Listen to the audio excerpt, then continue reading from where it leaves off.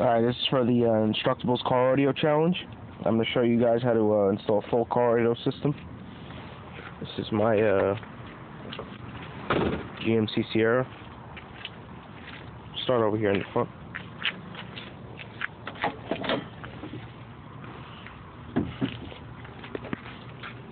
Alright, this is the fuse block for the amplifier, and so you don't have any shorts.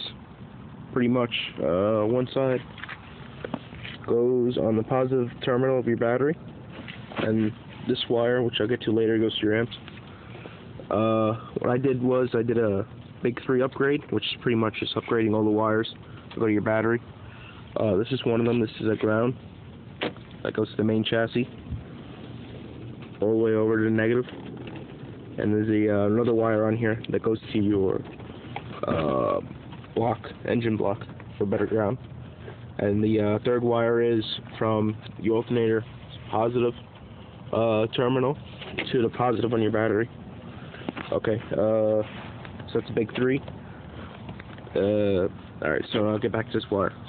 This wire goes to your amplifiers, and pretty much you want to run it all the way across. Zip tie it so you don't interfere any of your engine's moving parts. And the way I do it is I go in between your fender and your firewall without drilling. Hold on.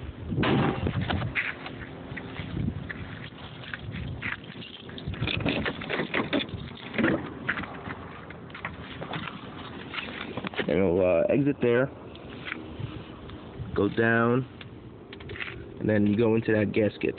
Pretty much stab it with anything just to get the wire through.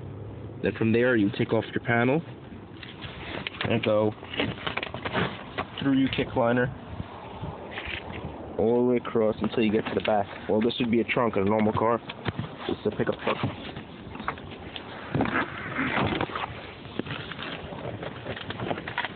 Alright. Some stuff out of the way. Alright. So now you get back. This is called a distribution block. It's pretty much just a block of metal, a bunch of screws in it. That's just to make your connections. I mean, you could do it another way, but this is the cleanest way. Alright, so in my case I have a capacitor, so and a second battery. So this is why I needed a distribution block.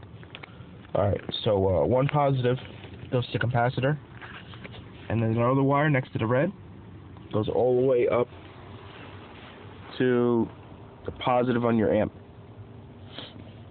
Alright, your amp also needs a ground, and since I have a capacitor, it has to go through the capacitor.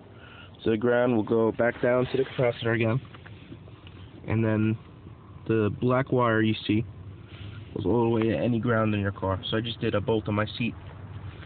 Alright, now the other wires here are that blue wire, which I'll get to later, which is very important, which also goes pretty much, you could just splice to the amp.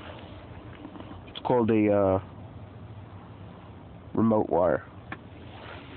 Okay, now in my system I have a high-powered amplifier. This requires more of a charge. So this other red wire, you see looped around, is another positive from the second battery. Goes underneath my box.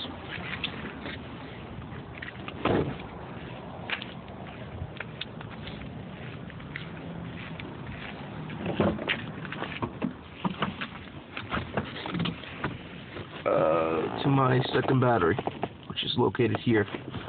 And also, every battery or anything you put in your car needs to be grounded. So the negative will go to a, well, in my case, a ground on the seat chassis. Alright. What I showed you before was a sub-woofer amplifier. These are component amplifiers or door speaker amplifiers. They both need, same as the sub-amplifier, a positive and negative.